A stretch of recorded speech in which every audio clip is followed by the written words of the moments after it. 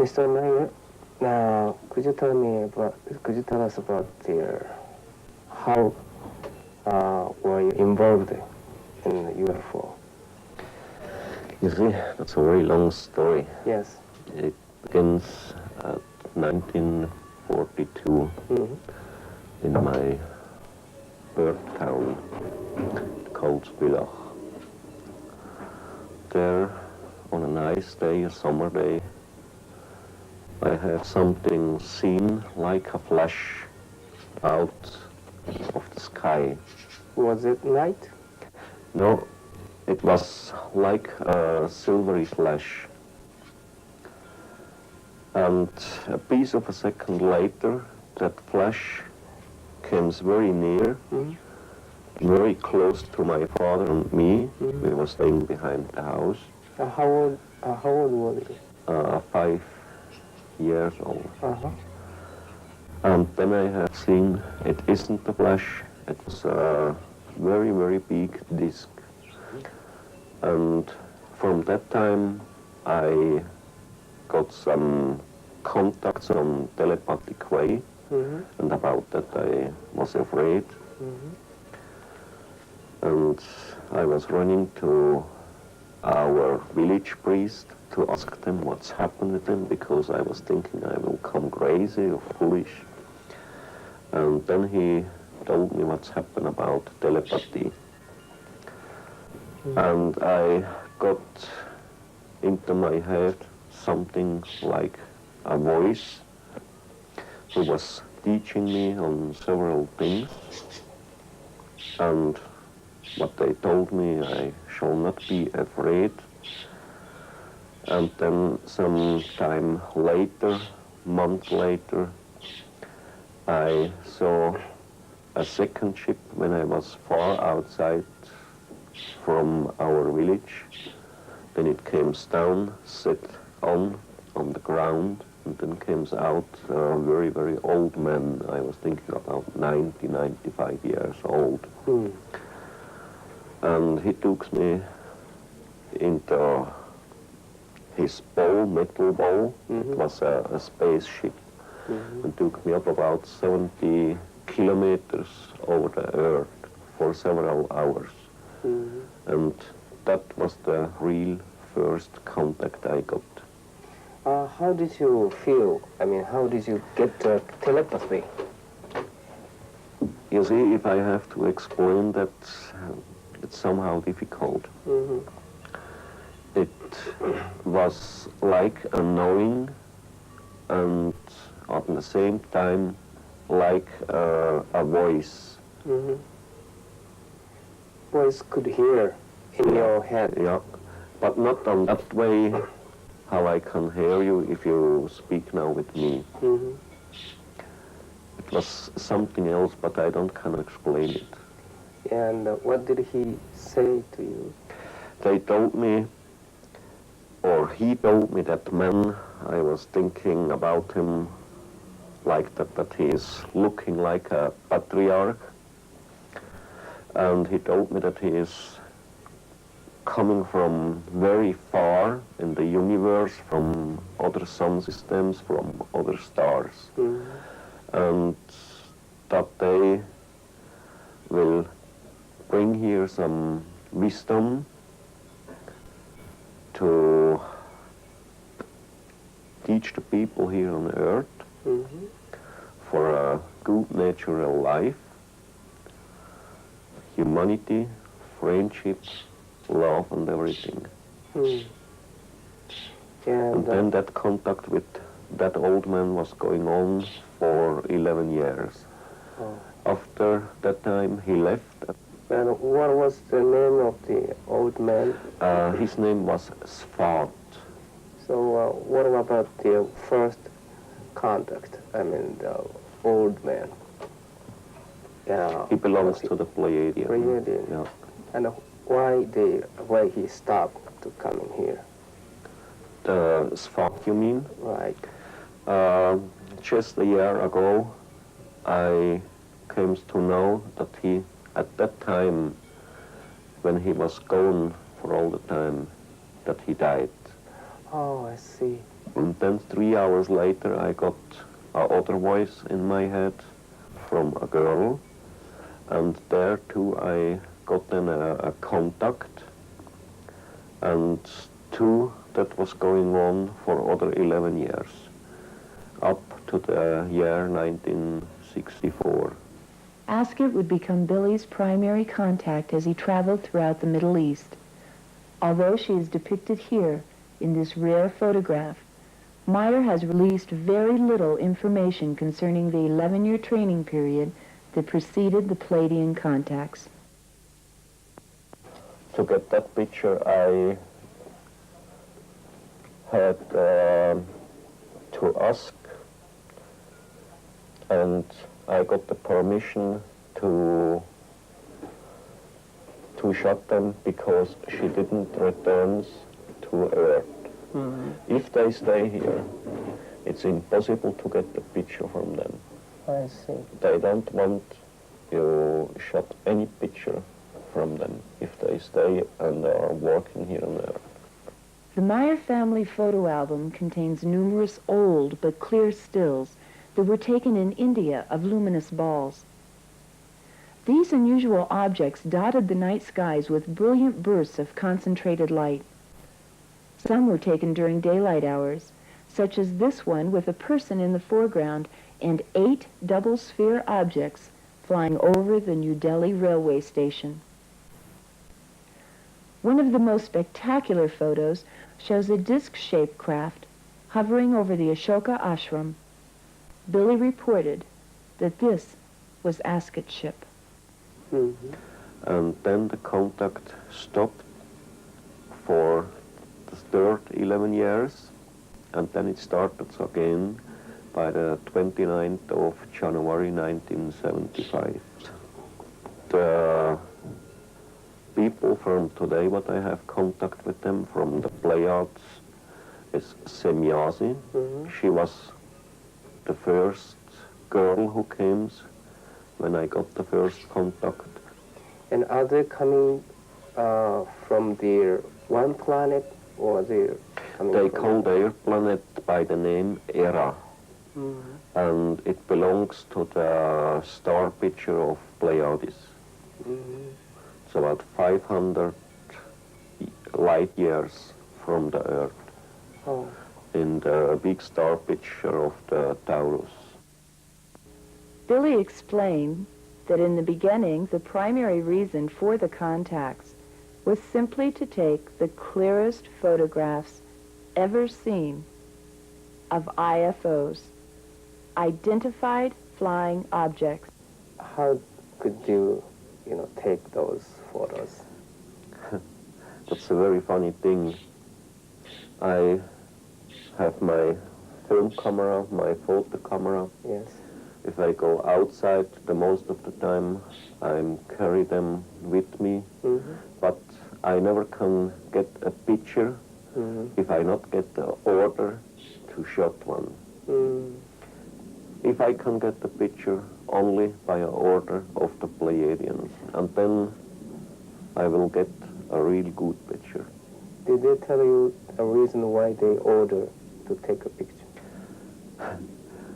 For proof. Now, when you take a picture, mm-hmm. Could you describe how you're going to do, how you do this? It's very easy. Yes? You know? That's a very simple old Japanese photo camera. Yes. I can turn here, you see? Yes. Oh. And that I can do very quick by one hand. That the single camera I can use. Now you took this picture from this side. Yeah. And you took 2 pictures? Yeah, to the other, a little bit more to the right side, you see? Uh-huh. This is like a little bit right side. The other I had, so. Yes. And that one, so. Uh-huh. With this camera? Yeah. Yes. So you were sitting over here? Yeah, I was sitting here, yes. I had my camera here, and I was eating something. Mm-hmm. And then she came and I took the picture like that. Oh. And it's very easy to use in one hand. I think that's the single one I can use. All the other they are too complicated because you need two hands to handle them. Just take it this way. Yeah, It's very easy. that's very Yeah. easy. I see. And it's very quick. And when you are taking a picture, there should be many people walking on the road or living in the house and or running the car. They might see the same thing. You see, that's very funny. If you take this here, I think that's now the ship. I'm staying here with my camera. Everything around the ship, up, down, behind, by sides, will be closed. Nobody can see anything. There is a free line only to see something through here, the camera, or to my face, to my eyes. Then I'm staying here, get the picture, to get the picture from the ship. You stay there by the lamp or by the tree. You can't see anything because there the sighting will be closed for you. It only will be open this way to the camera. And this happens the most time. And how about this one? You use the tripod with this? With them, yeah. Yes. I put it under the tripod. Then I have here an automatic. And then it works. I see. And two, it's a camera that I can handle by one hand only. It's here. I see. That's the single one I can find.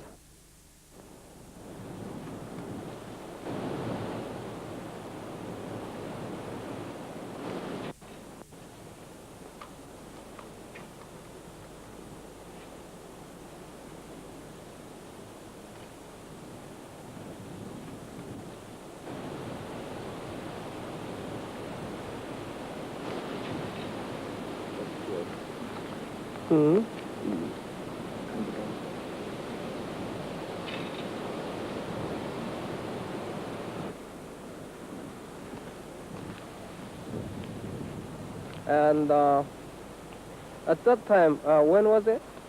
It was outgoing winter time, I think 1976. The same year of that shot. It was the same day.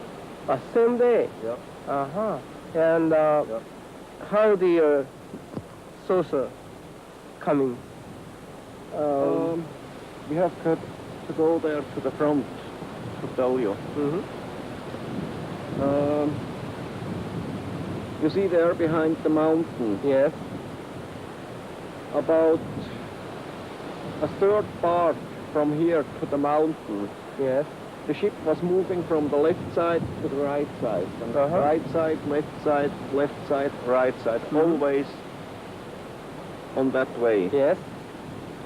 And then at later time, before it left, by sunset, it moves behind there the tree. And you have seen the picture, and there I got 3 pictures by my photo camera.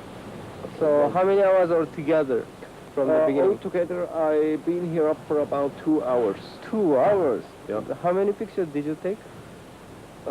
Between 70, 90, 100, I don't know exactly. Most of them I lost somewhere, stolen, I don't know. The film and photographs taken here on the windswept ridge of Hassenbol were the most impressive. After comparing the stills taken in 1976 with the actual location, Billy and Junichi walk and measure the site. The distance from the camera to the tree was 52 yards. The height of the tree was 31 feet, and the diameter was 21 feet, which visually correlated to the reported size of the beam ship.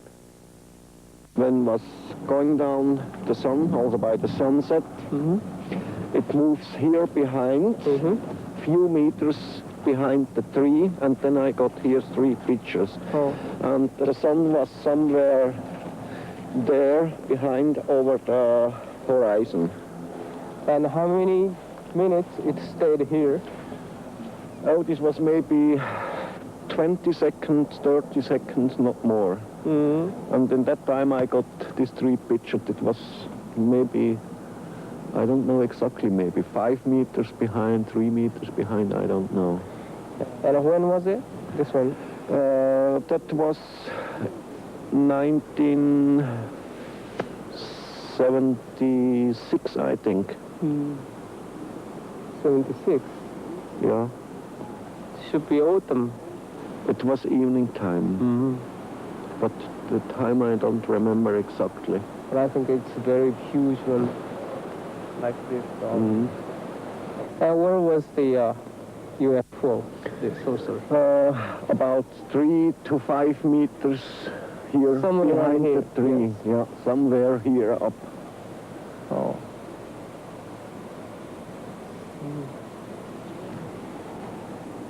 And nothing behind the tree. There is nothing behind the tree. A deep valley, that's all. Right. But this ship is very huge, maybe 7 meter.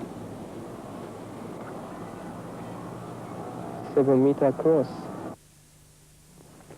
This is a scenery which you taken the UFO itself. Yeah, when it was hanging there over the hill. Yeah. Now there was up a couple of trees, cut the trees. Yes. Was it Pleiadian or Lunar? Yeah, it was semjase. Semjase. Yeah, So you heard her voice. yeah, in Only my her head voice. by telepathic way. I see. And how was the size? How big was that? 7 meters. 7 meters. Yeah. Have you All seen? the ships what she has, they are by 7 meters in diameter. Have you seen the inside of the interior of the UFO? Yeah, I many times was inside the ship. They took me up to other place and so. How did it look like? You have many machines? A very modern thing, you know, with small televisions, apparatus and everything. It looks like a factory. Oh. A watching central, you know. I see. So do they have a bed to sleep? No, it isn't a bed. There are 3 seats in it. And they can change them, and then they can sleep in it. Oh, I see. It's very big. So it should be somewhere around here? Oh, I think it was more that side. Yes. Here about, there's log. Was Yes, wood. the long wood, yeah. And the ship, I think, it was hanging somewhere here up. Yes.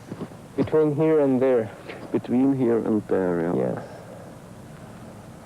Oh. What's this about? 110, 120 meters from here to there. Did you try to close to it?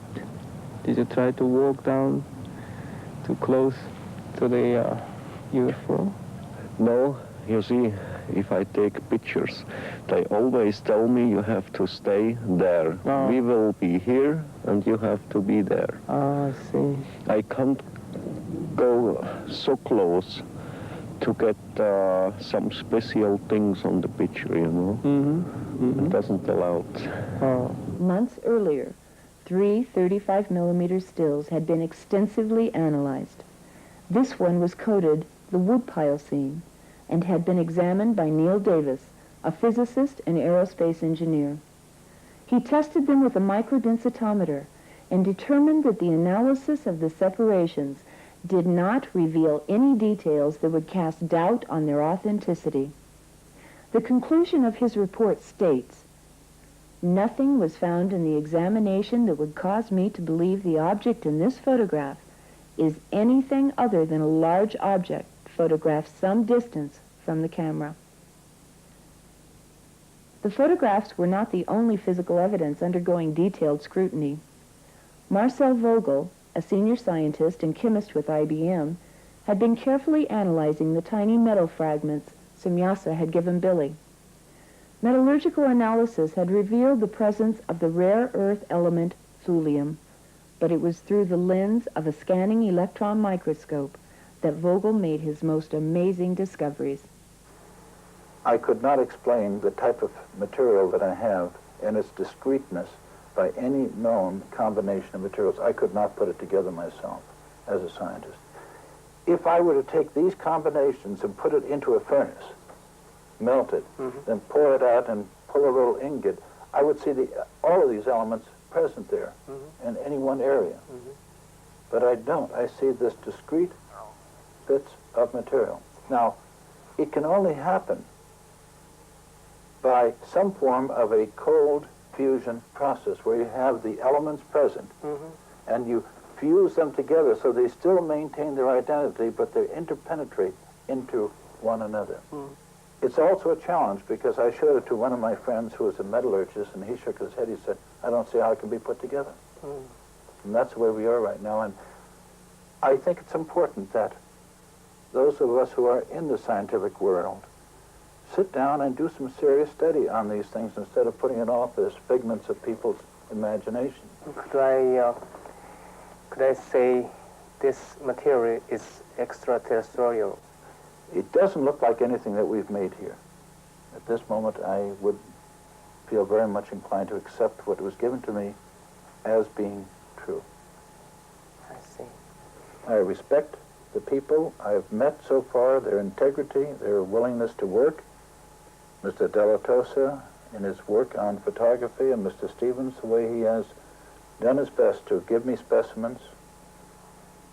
We have all done this for one thing, to serve and to find out what truth there is to this. At Bochtel Hornley, on the 26th of March, 1976, Billy took a remarkable series of 35mm stills depicting two distinctively different beamship variations. The purpose of this demonstration was to allow Billy the opportunity to obtain what he calls photo proofs by photographing beamships with known objects such as this tree branch. But the 35mm stills were only a portion of the photographic evidence gathered that day at Bochtel Hornley. Billy took several minutes of 8mm movie footage as well. Here, the film has been cut. The tampering took place when Billy allowed an individual in Germany to borrow it for personal examination.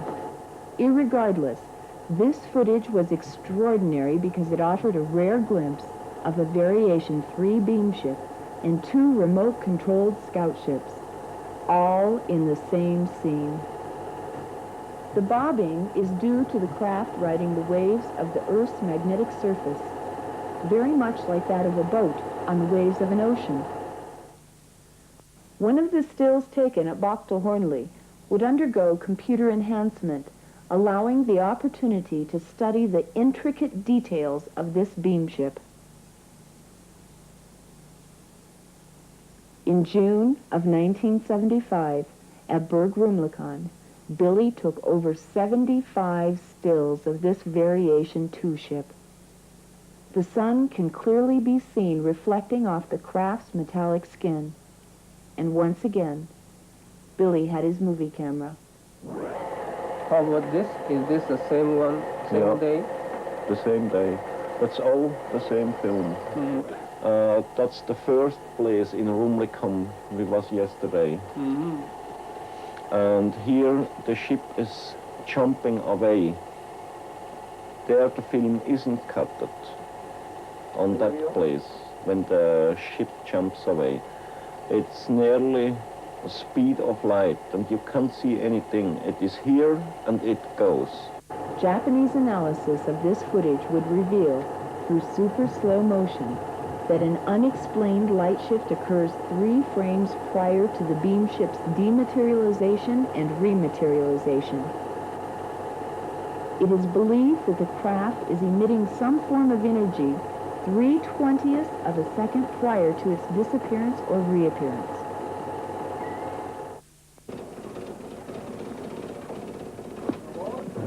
One of the most important contact sites was less than 5 minutes from the Meier farm and located in a nature preserve.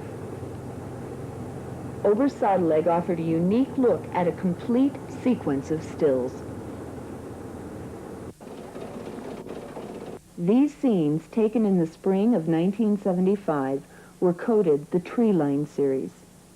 This photo was selected for detailed analysis because it offered excellent reference points for computer triangulation. Trees to the front, side, and rear. Measurements were taken from the camera's point of view to where Junichi and Billy stood, near where the beam ship was reported to hover. The distance between objects and points of reference were checked and rechecked for accuracy. Then the measurements were fed into a computer, and the edges of known objects, such as the trees, are translated into pixels.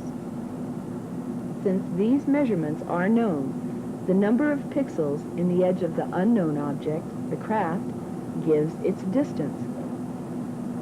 The beam ship is determined to be precisely where Billy said it was, and mathematical triangulation gives its size, 7 meters, or about 21 feet in diameter. Junichi, like our team, had been fascinated by the Meier photography, yet cautious. He had investigated UFOs around the world and never before seen photographs or movie footage this detailed. It seemed too good to be true.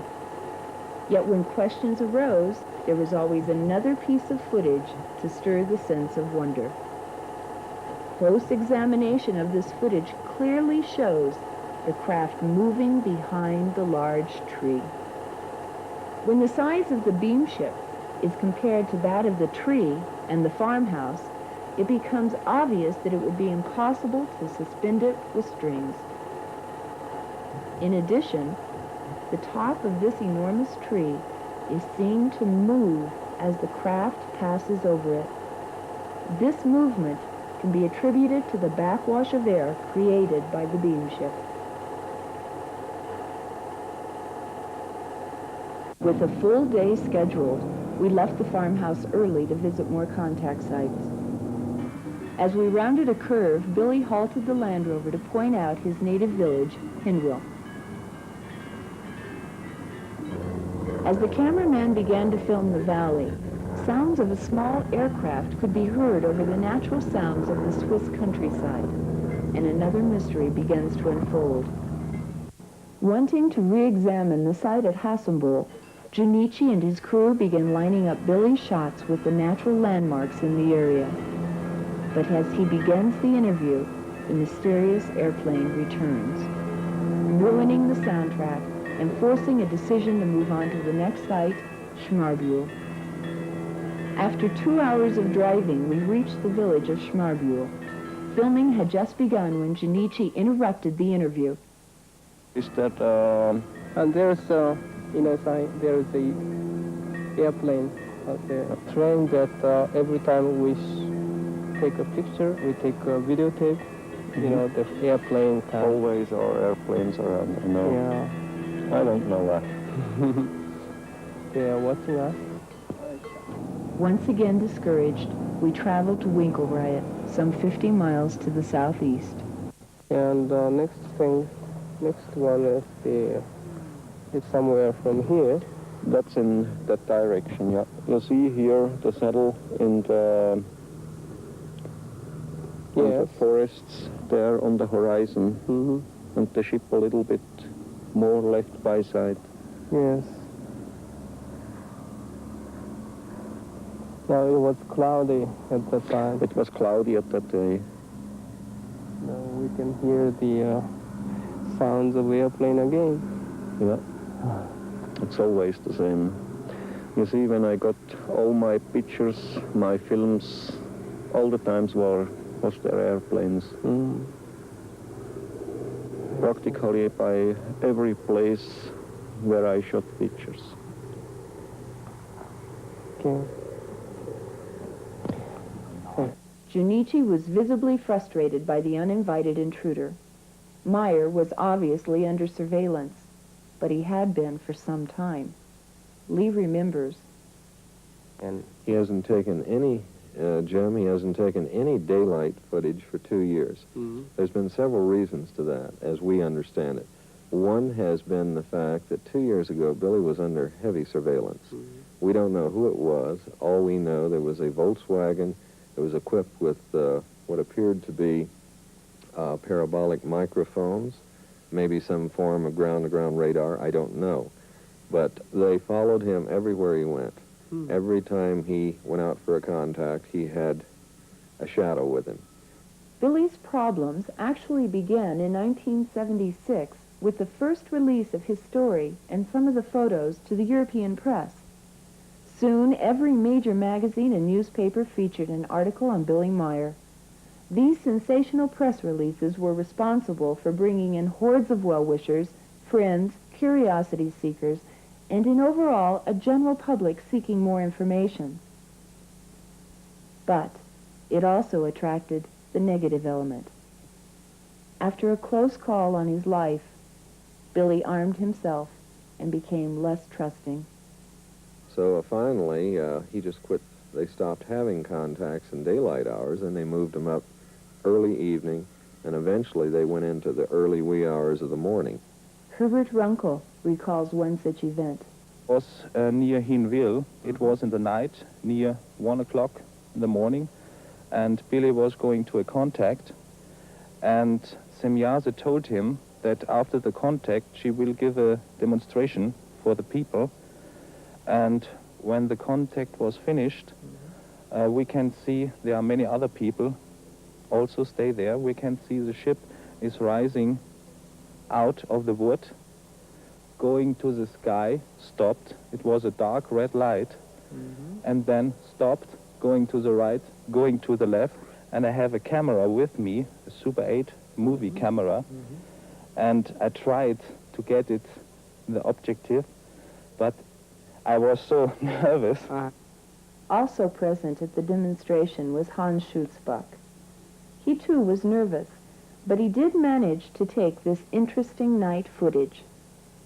Here the beam ship jumps, as was described by Herbert earlier, becoming brighter, then disappearing.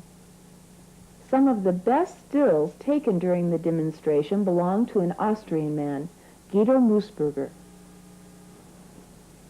Another photograph he took that evening was even more intriguing. Guido's daughter, Anita, holds the picture as he traces the distinct outline of the beam ship. Guido's photo remained an oddity until a few months later, when a second unusual photograph appeared. Wendell explains. A stranger seeing somebody off on an airliner at Cloten Airport here in Zurich had simply taken a picture of the airliner with a Polaroid camera. When the picture came out of the camera, this is what she got. She put it in an envelope with a note saying that this thing happened at the airport. She didn't know anything about these things, and she didn't want anybody to know who she was. And she put it in an envelope and mailed it to the newspaper with no return address. The newspaper published the picture, inviting her to get in contact with them so they could pay for it.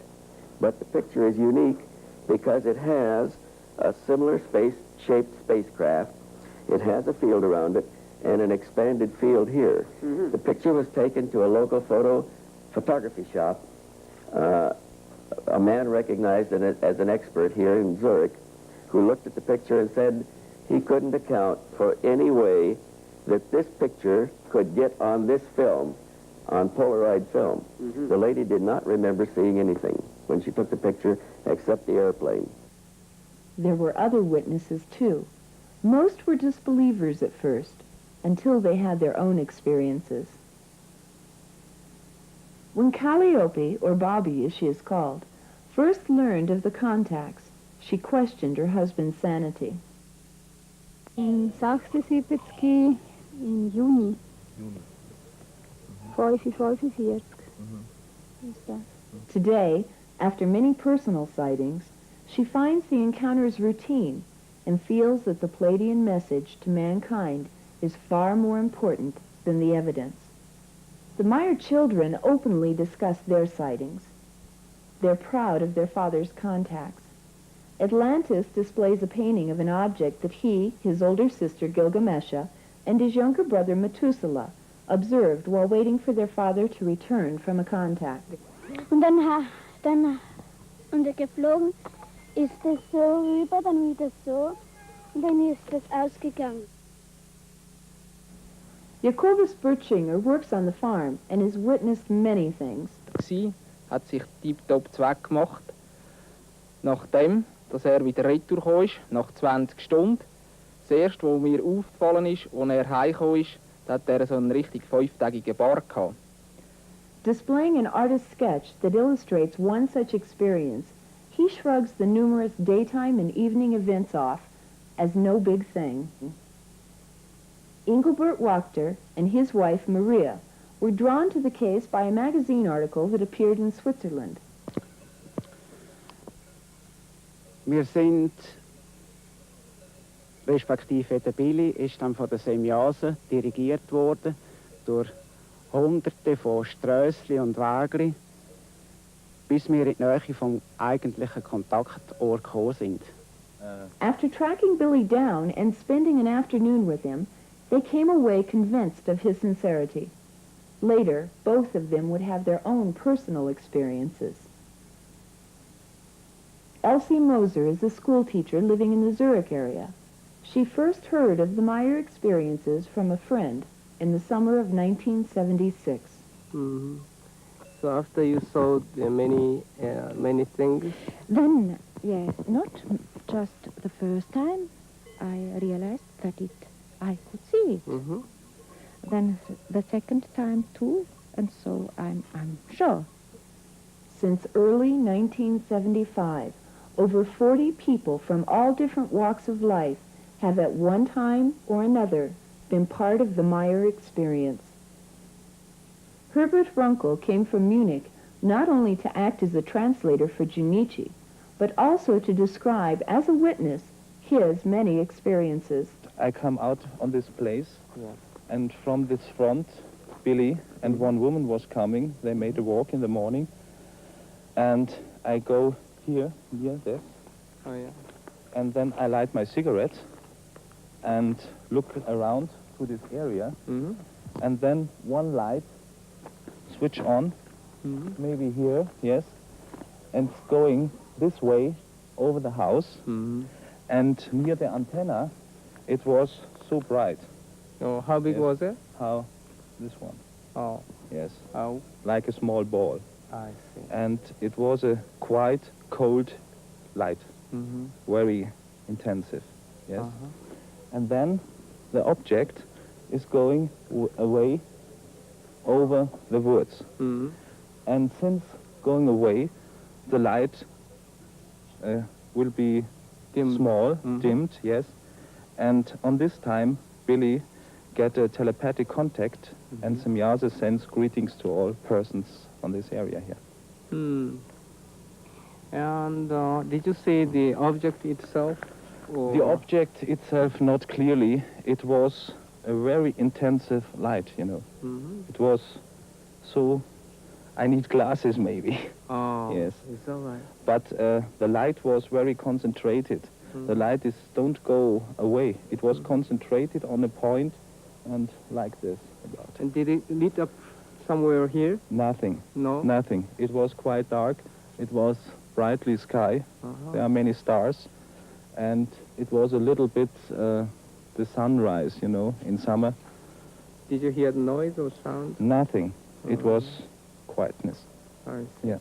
And is that the first time you saw the UFO? No, this was fourth time. Mm-hmm. Yes, First time? the first time, but the first time on this area, on this place here. Oh, Yeah. where is it? This one? On this place. The other sides will be seen in the near of Hinwil. Where is it? It's about 25 kilometers from here. Uh-huh. It was it is a little village. Billy was living there for some years. Oh, And he changed his flat and come here in the April of 1977. Yes. So a year before, yeah. Yeah. He moved to here. He moved to here. I see. So how many years did you investigate? I know Billy exactly since the 14th of July 1976. I read in a magazine about these things, and I don't believe it at first. And I come here to meet Billy, to talk with him. And then I saw many, many photos, films, and so on. And it's very incredible. And now, what do you think? No, I can't think, I say it's real. I saw the objects by myself and many, many other things. Herbert had filmed the landing tracks shortly after the event had taken place. The footprints of the Palladium beam ships were unique. They had landed on tripod legs, each having a disc-shaped pad or shoe that left the grass and all other vegetation swirled down in a counterclockwise motion.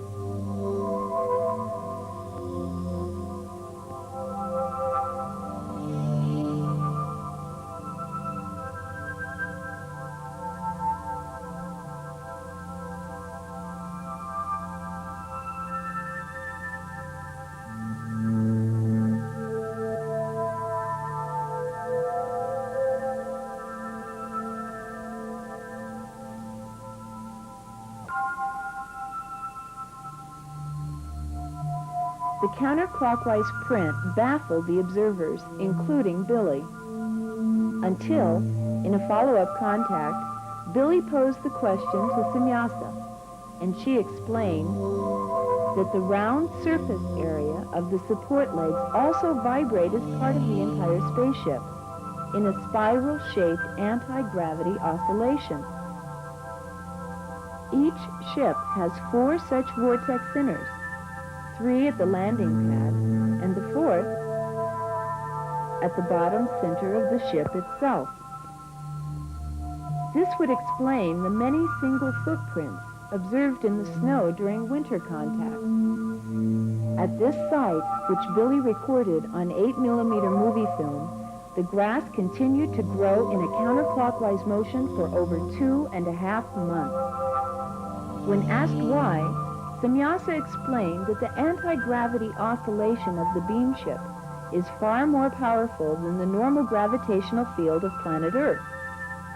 Thus, the new force field overcomes the old gravitational field and creates in the plant life a gravitational shift, which the plant life assumes to be correct.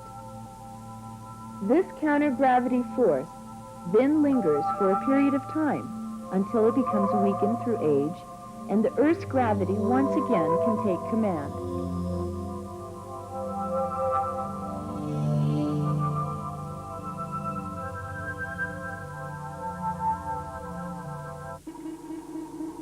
On numerous occasions, the Palladians had allowed demonstrations for Billy and his friends to record the sounds of the beam ships, while the crafts remained invisible to observation.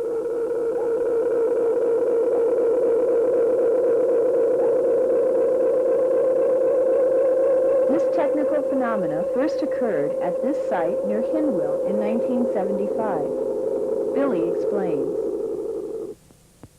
The ship was about 60 or 80 yards above me.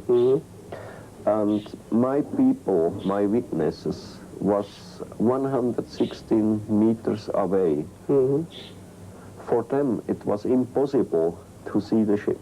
They only heard the voice of them, very, very loud. They got a headache, you know. I was staying directly under the ship, and I have it seen in the sky.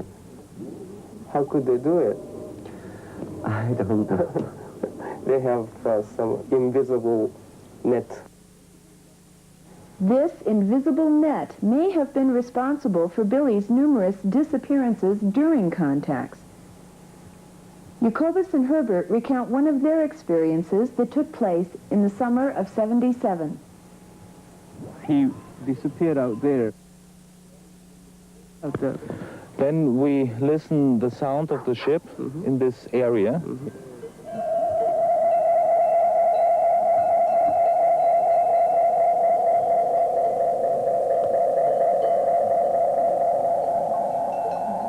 And I ran to Jacobus and said to him, please stop the tractor because we want to listen to the sound. And 10 minutes after we start our work again, Billy come up this hill from the ground and say, come with me, I show you the landing tracks. They brought me back and the ship was setting down on the earth and there are 3 landing tracks. And I take my photo camera and goes down and made photos by these landing tracks. When the Billy disappeared out there, did you search that area? Yes, I think at first he is running around this corner this way to the wood, yes, but he don't come out from these trees. I see. And the time was too short. He's not an Olympic gamer, you know. It was some seconds only. And he must be disappeared on this corner down there.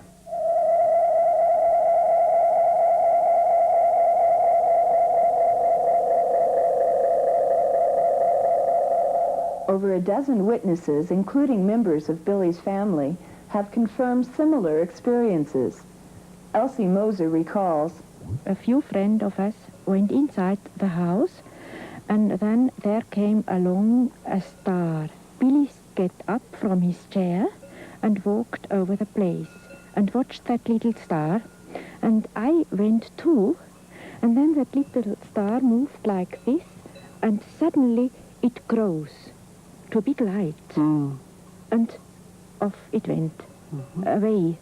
And then we heard an aeroplane, and then Billy made this, and this meant he has to go to a contact.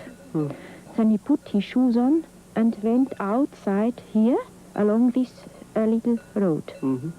And I could see him from there going down, but then a little later I walked and I couldn't see him anymore. Here, he wasn't there anymore. And then I saw the light going back after this way. Oh. Yes. One of these mysterious disappearances involved a member of our investigative team. They were all sitting there having coffee, and all of a sudden Billy jumped up, ran out that door there. Wendell ran forward, came to this door, ran outside. It was raining. Not very hard, but it was drizzling.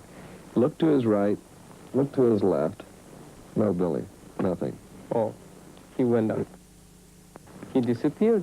He disappeared. About an hour after that, the phone rang. It was Billy Meier. He was calling from Rila or one of the cities on the other side of the mountains. And he says, come and get me and bring Mr. Stevens. And so I think it was Jacobus, Poppy, Wendell. They jumped into the, at that time they had a green Volkswagen. They jumped into that and they drove for about an hour, pulled into this small little village. There was a guest house there. Picked Billy up. He didn't have any mud on his boots, no water on his clothes. They brought him back here, and he said he had a contact. Oh, that's very strange. That's very unusual. Completely dry. Completely dry, no mud on his boots, nothing. What was to become the most dramatic episode of what Junichi referred to as the invisible net began on an innocent note in the spring of 1976 in a small valley known as Schmarbühl. A demonstration had been underway for Billy to film and record the craft's sound when an uninvited visitor appeared. From there behind, from the south, came a fighter, a Mirage fighter. And always he was going on to Semjase's ship. She always jumps away. And that fighting was going on over the whole area from there behind.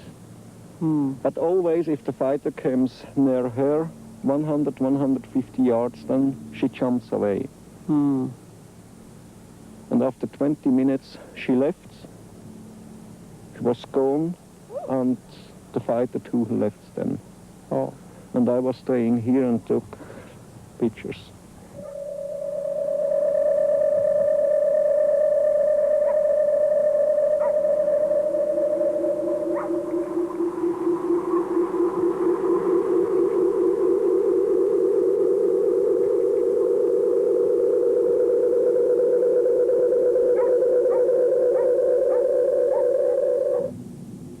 Tom Welch was coordinating the scientific research in the United States. He coded this photograph, the jet fighter scene, and turned it over to science investigator and computer analyst Jim Dilatoso. Jim had analyzed over a dozen of the Meier photographs, searching for strings, overlay, or double exposure trickery. None were found. Further analysis showed that the distance of the jet was over 2,000 yards away from the lens of the camera. And the size of the craft was about 22 feet in diameter. But the most interesting discovery came when an energy field was detected, originating from the craft and creating an unusual pattern around it. Here Jim traces this field, showing the energy engulfing the Swiss Mirage fighter. The computer analysis report concluded the Mirage fighter is definitely inside the energy field emitted by the spacecraft. Did you ask to the Air Force about this? Many times, but too by other sightings and so. But always they say, sorry, we don't know anything about that. Yeah, I see. You see, we was doing several tests to see what's happened with the Swiss Army. Our group was ready up big balloons by 80 cubic meter. Very, very big balloons. And outside we put on it silver paper to reflect the waves of the radar.